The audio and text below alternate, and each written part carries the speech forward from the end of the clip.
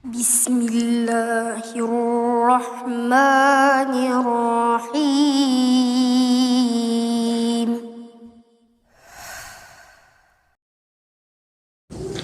Alhamdulillah, pada malam hari ini kembali Allah Subhanahu wa ta'ala memberikan nikmatnya kepada kita sehingga kita bisa kembali untuk duduk bertalabul ilmi di Masjid Nidaul Ilmi ini,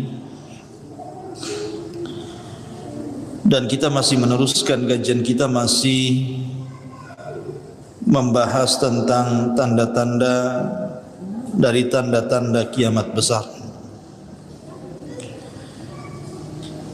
Dan kemarin kita menjelaskan tentang lanjutan dari kisah Ya'juj wa Ma'juj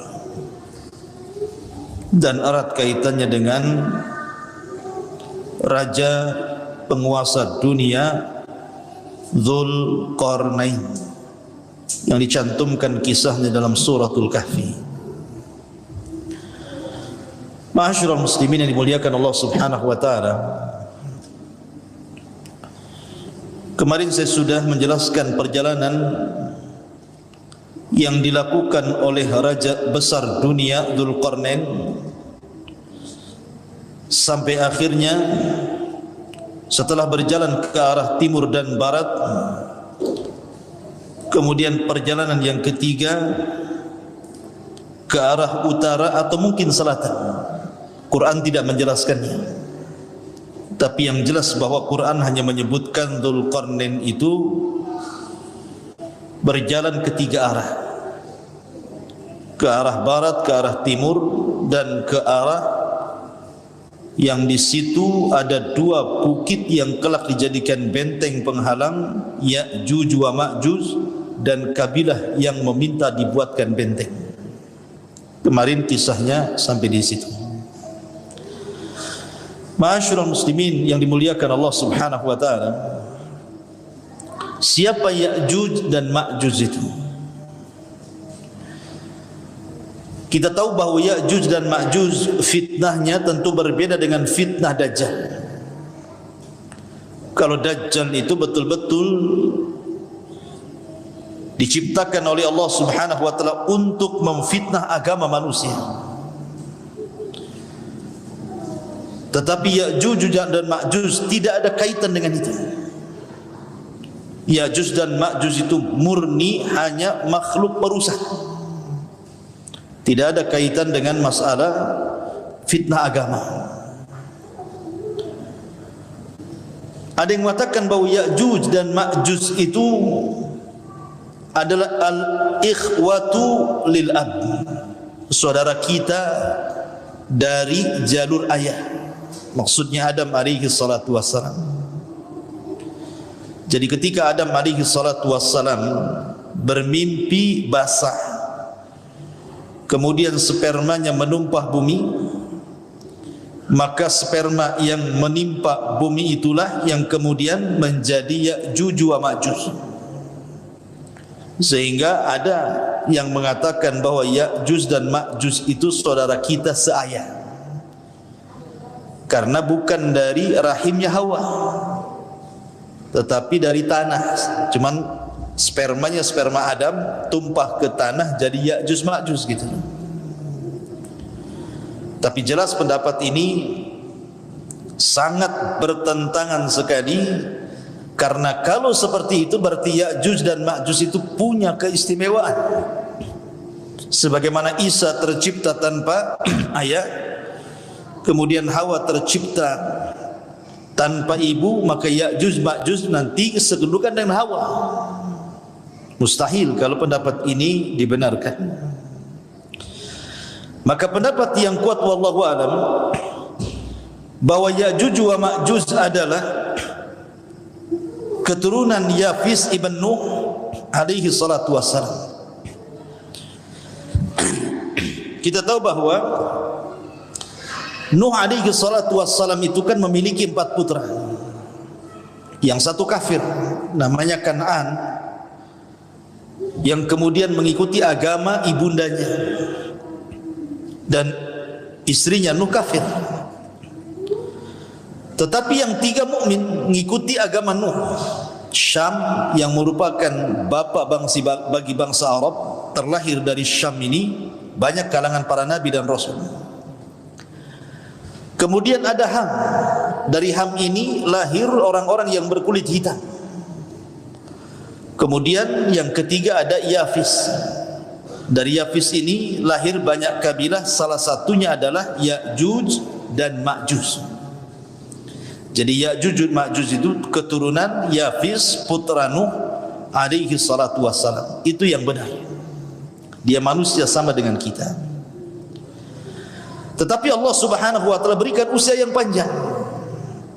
Dalam pengasingannya Ya'juj dan Ma'juj itu, karena mereka tidak bisa keluar sebab benteng yang menghalang mereka untuk keluar, Allah berikan usia yang panjang. Artinya bahwa mereka akan semakin banyak jumlah mereka dan populasinya di balik dinding yang dibuat Dzulqarnain itu. Sehingga jumlahnya saking banyaknya tidak ada yang tahu kecuali Allah Subhanahu wa taala. Makanya ketika Allah Subhanahu wa taala menjelaskan tentang banyaknya jumlah mereka, Allah katakan dalam surah Al-Anbiya ayat 96, hatta idza futihat Ya'juj wa Ma'juj wa hum min kulli hadabin yansilun. Sehingga apabila benteng Ya'juj dan Ma'juj itu sudah dihancurkan, maka mereka akan datang seperti air bah yang turun dari ketinggian. Saking banyaknya, saking banyaknya Ya'juj dan Ma'juj itu sehingga tidak bisa dihitung berapa jumlahnya. Bahkan ketika Nabi Allah Adam alaihi salatu wassalam berdialog dengan Allah Azza wa Jalla dan mengatakan, ya Adam bi'tha ahli nar, wahai Adam, utuslah dari turunanmu para penghuni neraka. Adam alaihi salatu wassalam kaget karena di antara turunannya ada yang akan menjadi penghuni neraka. Kemudian Adam bertanya kepada Allah Azza wa Jalla, apa maksudnya? Maka Adam alaihi salatu wassalam kaget ketika Allah mengatakan, keluarkan dari 1000 keturunanmu 999 masukkan mereka ke dalam neraka dan 1 masukkan ke dalam surga. Jadi di setiap 1000 orang 999 masukkan ke neraka, 1 masukkan ke surga. Yang dimaksud 999 itu maksudnya dari Ya'juj wa Ma'juj dan 1 dari kita. Jadi perbandingan angkanya, kalau seseorang itu hendak melawan Ya'juj dan Ma'juj itu 1 lawan 999 Ya'juj dan Ma'juj. Kira-kira menang enggak tuh kalau kelahi 1 melawan 999? Enggak akan menang. Dikeroyok 10 orang saja udah mati. Ya. Ini 999, antum sendirian. Makanya Nabi SAW mengatakan, innakum taqulun la aduwa lakum. Ketika kaum muslimin berada di atas puncak karir mereka karena mereka sudah menguasai bangsa Arab, Mekah dan Madinah dan sekitarnya, maka para sahabat dikira sudah tidak ada perang lagi. Apalagi setelah tragedi Fathu Mekah, mana lagi mau diserang? Maka Nabi mengatakan, innakum taquluna la aduwa lakum. Kalian katakan tidak ada musuh lagi bagi kalian. Kata Nabi SAW, wa innakum lan tazalu tuqatiluna hatta ya'tiya Ya'juj wa Ma'juj iradul wujuh sigharul uyun wa min kulli hadabin yansilun ka'anna wujuhahum al-mujanul mutraqah. Kata Nabi SAW, kalian sangka kalian tidak memiliki musuh lagi? Tidak. Bahkan kalian akan senantiasa berperang sampai datang kepada kalian Ya'juj dan Ma'juj. Mereka bulat wajahnya, kecil matanya, mereka datang dari semua arah dan wajahnya seperti tameng yang biasa digunakan untuk berperang. Mujanul mutrakhah. Artinya Nabi SAW mengatakan bahwa kita akan berperang melawan mereka Ya'juj dan Ma'juj di akhir zaman, dan tidak akan menang, karena Allah Subhanahu wa taala menghabarkan sendiri lewat lisan Nabi SAW kepada Isa bin Maryam untuk membawa sisa pasukan bersembunyi di Bukit Tur. Jadi Allah Subhanahu wa taala sendiri yang meminta kepada Isa untuk tidak melawan mereka. Makanya Nabi SAW mengatakan bahwa akan datang kepada kalian dua kabilah besar, Ya'juj dan Ma'juj, dan kalian tidak akan sanggup memerangi mereka. Kalian tidak akan sanggup menghadapi perang melawan mereka. Maka Allah perintahkan Isa untuk membawa sebagian pasukan kaum muslimin bersembunyi di tempat persembunyian yang pertama, Bukit Tur. Di situ mereka bersembunyi. Ketika Ya'juj dan Ma'juj, tidak ada lagi yang melawan mereka, karena yang paling kuat kan pasukan Isa bin Maryam. Kalau pasukan sekuat itu tidak bisa melawan Ya'juj dan Ma'juj, siapa yang akan melawan Ya'juj dan Ma'juj? Sehingga kemudian Ya'juj dan Ma'juj dengan sangat senangnya masuk ke desa-desa, masuk ke daerah-daerah, masuk ke negara-negara, hanya untuk membantai di luar rasnya. Siapapun di luar rasnya dibantai. Bahkan dalam riwayat dimakan bangkainya, kanibal. Habis dibunuh dimakan pula bangkainya. Itulah Ya'juj wa Ma'juj itu. Makanya tidak ada satupun bumi sama dengan Dajjal. Dajjal kan tidak ada sejengkal bumi kecuali diinjak Dajjal. Maka Ya'juj wa Ma'juj juga sama. Bumi ini dipenuhi oleh mereka, dipenuhi oleh Ya'juj dan Ma'juj itu, sehingga fitnahnya menyebar seantero dunia. Ma'asyiral muslimin yang dimuliakan Allah Azza wa Jalla.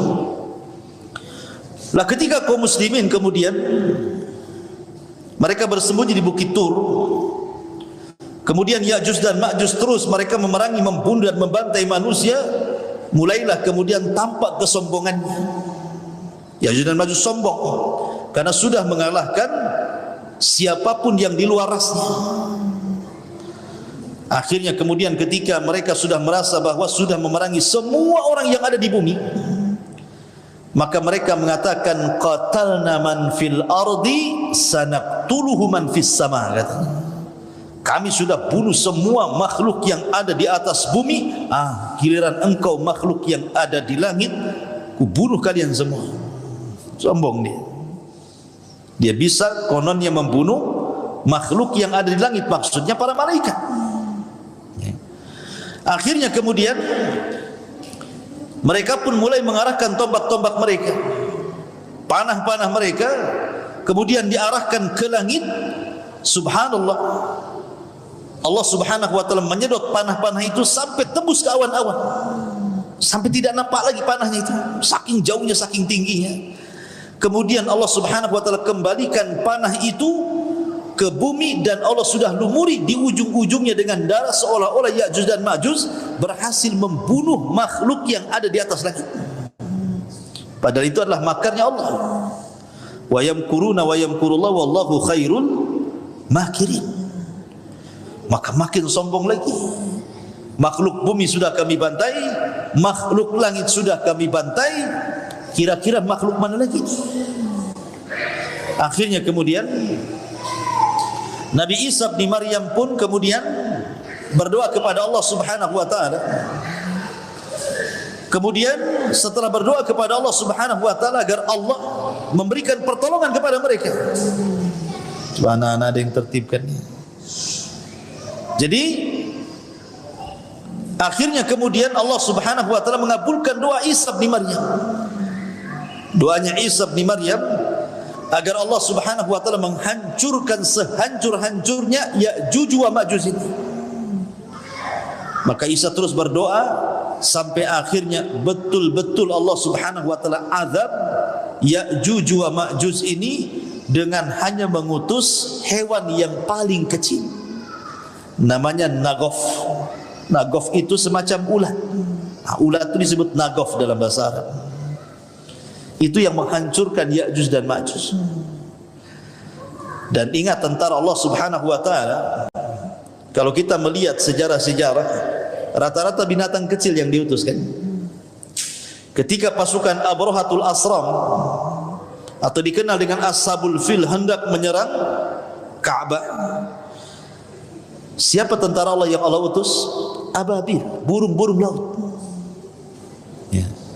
Kemudian juga ketika Allah Subhanahu wa taala mengazab kaum Sabah karena kufurnya mereka kepada Allah Subhanahu wa taala, maka Allah Subhanahu wa taala mengutus siapa? Mengutus tikus-tikus sebesar kucing. Ada enggak tikus sebesar kucing? Mungkin tikus got tuh. Kan besar-besar tuh di Jakarta. Tikus istana pula. Bukan, tikus-tikus got itu kan besar-besar. Nampak kucing saja, kucing yang lari kalah besar. Ya. Jadi ada tikus-tikus sebesar kucing itu yang diutus oleh Allah Azza wa Jalla untuk menggerogoti Sad Ma'rib, bendungan yang ada di Ma'rib. Oh, kalau sekarang bendungannya udah canggih lah, pakai tembok. Tikusnya pun giginya rompang lah kalau zaman dulu kan pakai kayu. Jadi digerogoti habis. Jadi memang betul-betul diutus oleh Allah Azza wa Jalla tikus-tikus besar sehingga menggerogoti bendungan. Ketika kemudian tikus-tikus berhasil menggerogoti kayu-kayunya, jebollah bendungan itu, kemudian menghancurkan negeri Sabah. Kalau Allah mau mengutus tuh nggak usah ngutus buaya, apalagi buaya darat. Jadi bukan kecil, burung laut, kemudian tikus. Di sini ulat pula. Ya. Yang diutus oleh Allah Subhanahu wa taala ulat-ulat kecil. Setiap satu Ya'juj dan Ma'juj satu ulat. Allah Subhanahu wa taala sebar ulat di mana-mana di malam hari ketika Ya'juj wa Ma'juj sedang terlelap tidur.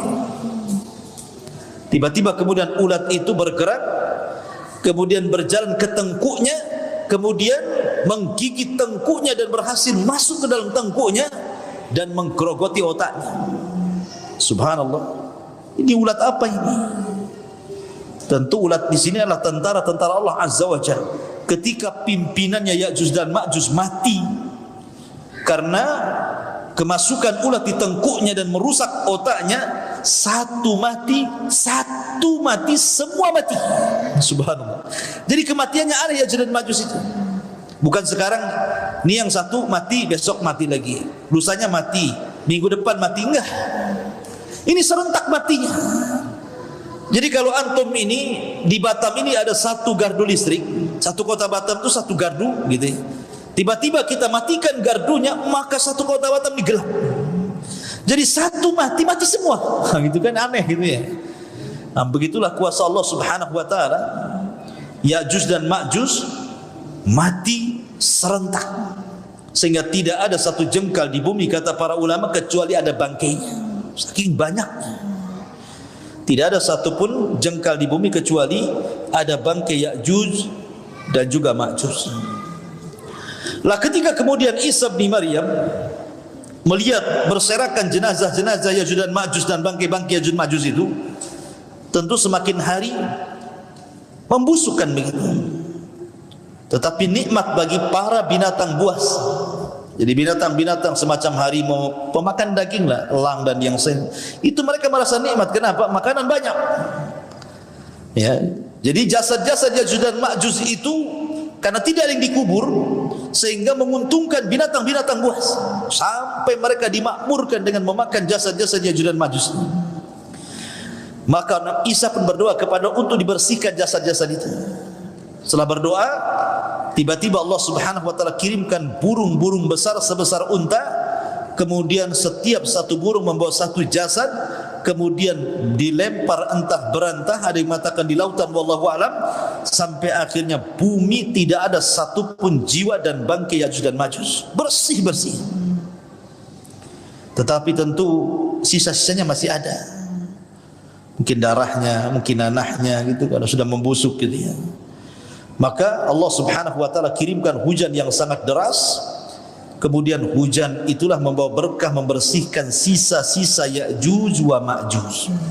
Dibersihkan dengan hujan itu. Maka setelah terjadi hujan itu, Allah betul-betul suburkan tanahnya. Allah betul-betul murnikan tanahnya. Kembali lagi buah-buahannya tumbuh besar-besar. Ternaknya gemuk-gemuk, makanan di mana-mana. Setelah peristiwa Ya'juj dan Ma'juj, karena Isa bin Maryam masih hidup beberapa tahun kemudian. Dan Nabi SAW bersabda, tuba liman asya ba'dal masih. Beruntung orang-orang yang hidup di masa Al-Masih Isa bin Maryam. Sampai-sampai suburnya tanaman itu, kalau seandainya seorang itu memakan buah delima, maka 10 orang masuk ke cangkangnya. Antum pernah buah delima? Buah delima itu satu kepal gini saja.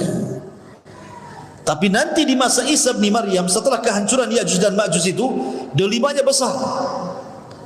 Jadi cangkangnya saja 10 orang bisa masuk ke dalamnya. Berarti kan besar isinya, itu satu kampung itu baru habis. Itu delima, gimana duriannya? Antum bisa masuk ke cangkangnya bang kan? Makan di cangkangnya itu, kenyang-kenyang durian itu. Bisa tidur sama durian tuh kalau segede gitu ya. Cangkangnya 10 orang bisa masuk. Artinya bahwa memang saat itu diberkahi, betul-betul diberkahi. Makanya Rasul mengatakan tuba liman asya ba'dal masih. Beruntung orang-orang yang hidup di masa Isa bin Maryam. Mereka menyaksikan bagaimana suburnya alam semesta ini. Seolah dikembalikan kepada awal penciptaannya. Buahnya besar-besar, binatangnya gemuk-gemuk gitu ya.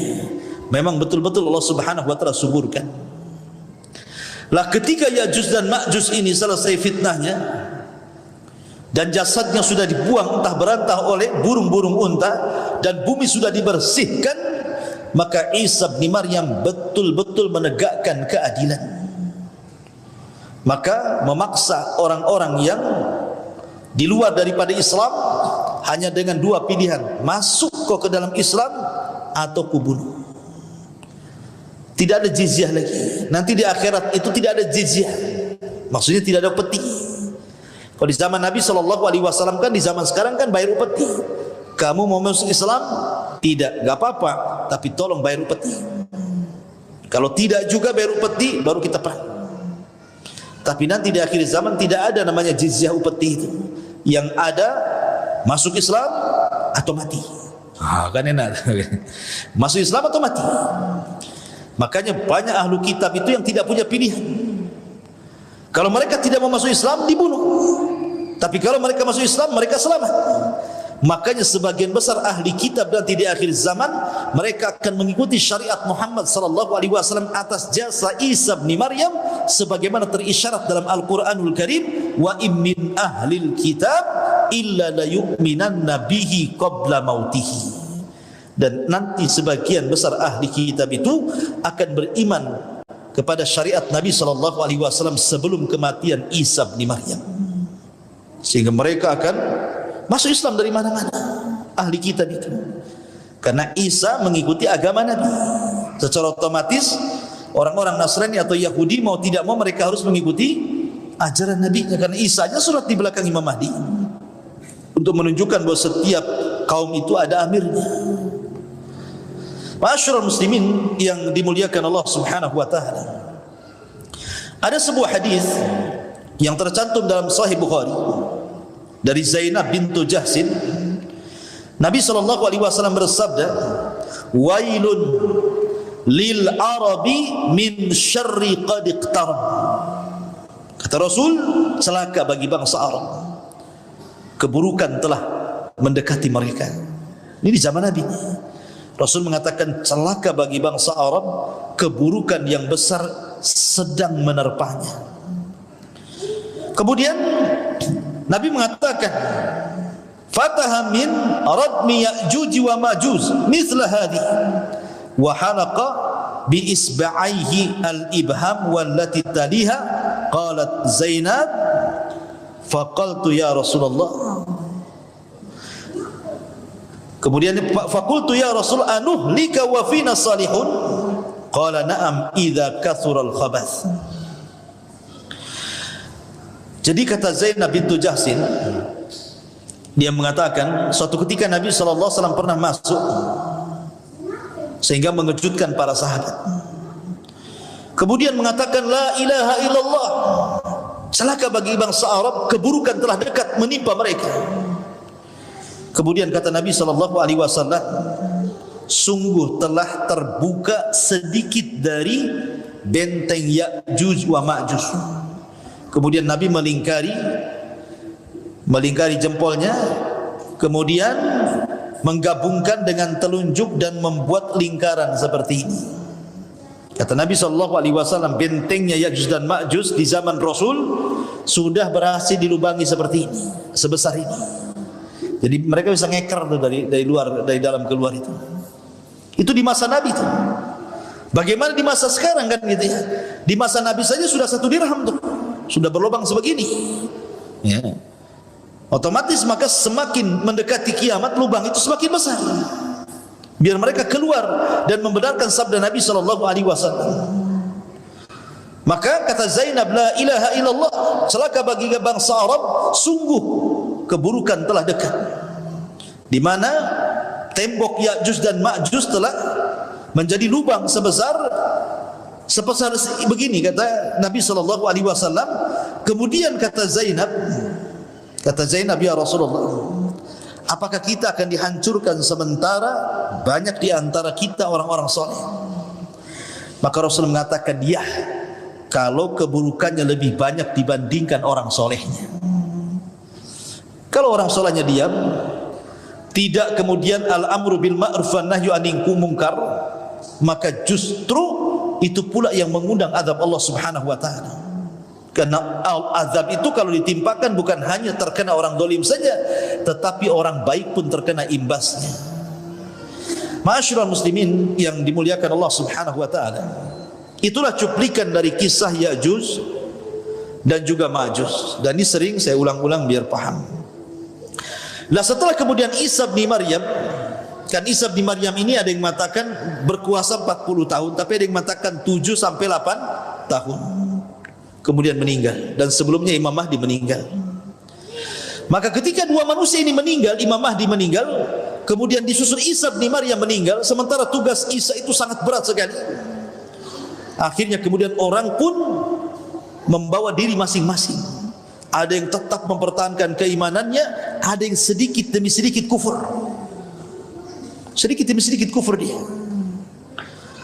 Lah yang kufur ini diingatkan oleh Allah Azza wa Jalla.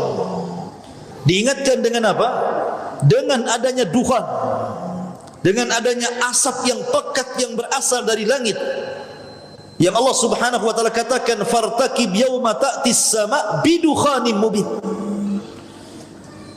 Sebenarnya dukhan ini hanya peringatan kepada orang-orang yang tadinya beriman kemudian kufur. Tetapi tanda-tanda kekuasaan Allah Subhanahu wa taala terkadang tidak menjadikan orang-orang itu kembali beriman, malah justru makin kufur. Harusnya dukhan yang ditampakkan di langit itu menjadikan orang-orang itu kembali kepada Allah Azza wa Jalla. Sehingga sebagian mereka berdoa, Allahumma kshif anna, ya Allah singkapkan dari kami dukhan-dukhan itu. Akhirnya Allah Subhanahu wa taala mengangkat dukhan dan hilanglah dukhan. Tapi apa yang terjadi? Doa-doa mereka sia-sia saja. Karena setelah berdoa dan diangkatnya dukhan, bukannya bertobat, makin merajalela kemaksiatannya. Anzartahum am lam tunzirhum la yu'minun. Ketika dukhan sudah tidak ada, mereka pun rupanya tidak membuat sadar dengan itu. Padahal dalam riwayat itu, kalau orang yang mukmin, yang muslim, yang menghisap itu, maka paling tinggi pilek saja. Tapi kalau orang kafir, munafik yang menghisap dukhan itu, maka mereka akan mengalami kesakitan yang luar biasa, bahkan bisa mengalami kematian. Itulah dukhan bagi orang-orang kafir. Artinya kan nampak peringatan ini, tapi tidak mau beriman juga orang-orang itu. Lah karena dengan dukhan tidak mau beriman inilah, maka Allah Subhanahu wa taala ingatkan dengan tanda-tanda kiamat besar setelah dukhan. Apa itu? Allah Subhanahu wa taala terbitkan matahari dari arah barat. Terjadi silang pendapat antara kemunculan binatang yang bisa bicara yang keluar dari perut bumi dan antara terbitnya matahari dari arah barat. Ada yang mengatakan binatang itu keluar, baru kemudian terbit matahari dari arah barat. Ada yang mengatakan, kata para ulama akidah itu, matahari dulu terbit dari arah barat, 3 hari setelahnya atau 2 hari setelahnya, baru kemudian muncul binatang yang melata yang keluar dari perut bumi itu. Wallahu alam, yang jelas jaraknya berdekatan, antara 2 sampai 3 hari saja. Begitu dalam hadis Nabi SAW dijelaskan jaraknya hanya 2 sampai 3 hari saja antara matahari terbit dari arah barat dan antara keluarnya binatang yang keluar dari perut bumi yang disebut dengan dabatun minal ard, binatang melata yang bisa bicara. Ma'asyiral muslimin yang dimuliakan Allah Subhanahu wa taala, dikisahkan dalam beberapa literatur akidah tentang peristiwa terbitnya matahari dari arah barat.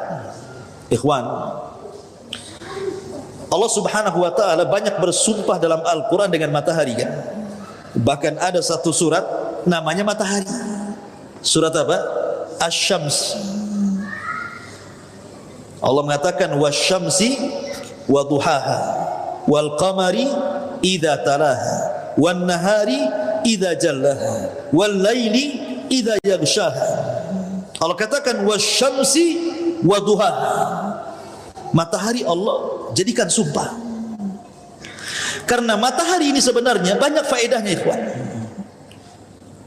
Kalau orang-orang yang beriman dan memiliki akal ketika melihat matahari, maka matahari itu sebenarnya mengingatkan kita akan kiamat. Karena ketika terjadi hari kiamat, ikhwan, bintang-bintang itu semua berjatuhan dan bertabrakan. Sebagaimana Allah Subhanahu wa taala katakan wa idzal kawakibun tatharat, dan apabila bintang itu berhambur-hamburan, berjatuh-jatuhan, bertabrak-tabrakan, bintang semua jatuh, tapi matahari dan bulan tidak. Matahari dan bulan tidak dijatuhkan dan tidak ditabrakan. Padahal Allah Subhanahu wa taala berfirman, la syamsu yang bagi an tudrikal qamar walal qamaru sabiqum bin nahar. Tidak boleh matahari itu berjumpa dengan bulan, dan tidak mungkin juga bulan bertemu dengan matahari. Kan mustahil kan? Bulan dengan matahari kan mustahil ketemu, karena ketika matahari tenggelam, bulan muncul. Ketika bulan tenggelam, matahari pula muncul. Kapan ketemunya? Tapi nanti pada hari kiamat, Allah Subhanahu wa taala berfirman, wa jumi'asy syamsu wal qamar. Wa jumi'asy syamsu wal qamar. Matahari dan bulan itu dijadikan satu. Untuk apa matahari dan bulan dijadikan satu? Untuk diletakkan di kepala-kepala manusia saat manusia dikumpulkan di padang mahsyar. Manusia akan dekat 1 mil di atas kepala. Sampai perawi hadis ketika menceritakan tentang matahari di atas kepala itu, ketika memaknai makna 1 mil, apakah mil itu jarak yang ma'ruf sekian kilo 1 mil? Ataukah yang dimaksud mil itu artinya alat untuk bercelak? Kan ada gagang celak itu disebut mil dalam bahasa Arab. Kalau seandainya mil itu adalah gagang celak, berarti enggak sampai 1 jengkal matahari di atas kepala itu. Karena kan gagang celak kecil segini saja. Emang seberapa gagang celak? Ya. Tapi kalau yang dimaksud mil itu adalah jarak dari sekian kilo 1 mil, mungkin agak jauh dari kepala, tapi itu pun terlampau dekat dengan kepala kita. Di dunia saja, ikhwan, Allah itu sudah meletakkan matahari sesuai porosnya. Sebab bergeser saja matahari dari tempatnya, dekat dengan bumi, terbakar bumi ini. Ataupun seandainya matahari ini menjauh dari porosnya, beku bumi ini. Tapi Allah letakkan pas di tengah-tengah dengan memberikan hawa yang tidak membuat terbakar dan tidak membuat beku. Itulah luar biasa.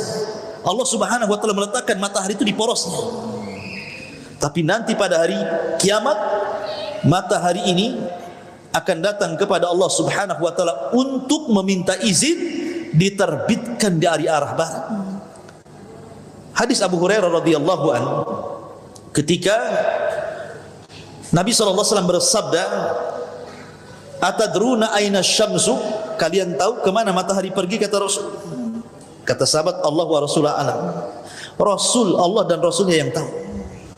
Kata Nabi, sesungguhnya matahari itu ketika terbenam, maka dia akan naik menuju Allah Subhanahu wa ta'ala, kemudian sujud di bawah arasy-Nya. Hampir-hampir Allah tidak mengizinkan dia untuk terbit dari arah timur dan disuruh terbit dari arah barat. Dari sini menunjukkan bahwa matahari itu tidak mengelilingi bumi. Maksudnya begitu. Matahari tidak mengelilingi bumi. Matahari itu menghadap Allah setiap hari. Sujud di hadapan Allah di bawah arasy-Nya. Hampir-hampir Allah tidak mengizinkan untuk terbit dari arah timur dan disuruh terbit dari arah barat. Sampai pada waktunya, ketika Allah Subhanahu wa ta'ala izinkan matahari terbit dari arah barat, maka di situ tidak ada manfaat lagi keimanan seseorang. Jadi sesungguhnya kalau orang melihat matahari, ikhwan, banyak faedah yang kita bisa petik. Salah satunya tadi mengingatkan akan kiamat. Kemudian juga matahari juga mengingatkan kepada kita tentang lemahnya kita di hadapan Allah Subhanahu wa ta'ala. Jangankan di hadapan Allah, di hadapan makhluknya saja kita lemah. Coba matahari itu ketika terang-terangnya di atas sana kan, antum jangan pakai mata hitam, antum pandang matahari selama-lamanya. Kira-kira apa yang terjadi dengan mata antum itu? Bisa mengalami kebutaan, ikhwan, ya kan? Menunjukkan kita lemah di hadapan matahari. Kita enggak kuat loh. Gimana kemudian melihat yang menciptakannya? Makhluknya saja baru matahari kita sudah lemah. Bagaimana dengan zat yang menciptakan matahari? Lebih lemah lagi kita. Karena Allah Subhanahu wa ta'ala itu punya tabir, dan tabir antara dia dengan kita itu cahaya. Kalau seandainya tabir tersingkap, kata Rasul, la akhraqat ma bainas sama'i wal ardi. Satu langit satu bumi akan terbakar semuanya. Itu kalau Allah, itu baru hijabnya. Baru hijabnya itu, baru penutupnya. Sudah membakar antara langit dan bumi. Dari sini ma'asyiral muslimin yang dimuliakan Allah Azza wa Jalla, bahwa salah satu faedah matahari itu adalah menunjukkan kelemahan kita di hadapan Allah Subhanahu wa ta'ala. Kemudian juga matahari ini kalau kita perhatikan, satu di antara tanda-tanda kiamat. Karena di akhir zaman, kata Nabi SAW, itu akan terjadi banyak gerhana dan banyak gempa. Gerhana dan gempa. Karena bahasa hadis itu maskhun wa khasfun wa qadfun, kan itu. Akan terjadi maskhun, kemudian khasfun wa qadfun. Kalimat khasfun kalau diarahkan ke langit maka menjadi gerhana, khusuf. Makanya ada solat khusuf. Ada juga yang menggunakan kaf, solat khusuf. Tapi kalau diarahkan ke bumi artinya gempa. Berarti di antara tanda-tanda kiamat itu sering bermunculan gerhana matahari atau bulan, atau sering terjadi gempa. Dan di zaman Rasul yang namanya gerhana itu lambat, ikhwan. 10 tahun sekali baru ada gerhana matahari. Tapi sekali ada gerhana matahari bertepatan pula dengan kematian putra Rasul Ibrahim. Maka orang pun memprediksi ini jangan-jangan gerhana ini gara-gara kematian anaknya Nabi. Maka Rasul bangkit dan mengatakan, tidak. Gerhana itu bukan karena hidupnya seseorang, bukan pula karena matinya seseorang, tapi gerhana didatangkan untuk menakut-nakuti hamba-hamba Allah. Masalahnya yang ditakut-takuti tidak takut, malah selfie pula dengan matahari, selfie dengan bulan. Yang ditakuti tidak takut nih masalahnya. Berarti memang orang-orang sekarang memang berani-berani, tidak takut dengan Allah Subhanahu wa ta'ala. Karena Allah nakut-nakuti, dia tidak takut. Ya. Harusnya kita takut kepada Allah Azza wa Jalla. Subhanahu wa bihamdika, asyhadu an la ilaha illa anta, astaghfiruka wa atubu ilaik. Allahu ta'ala alam. Assalamualaikum warahmatullahi wabarakatuh.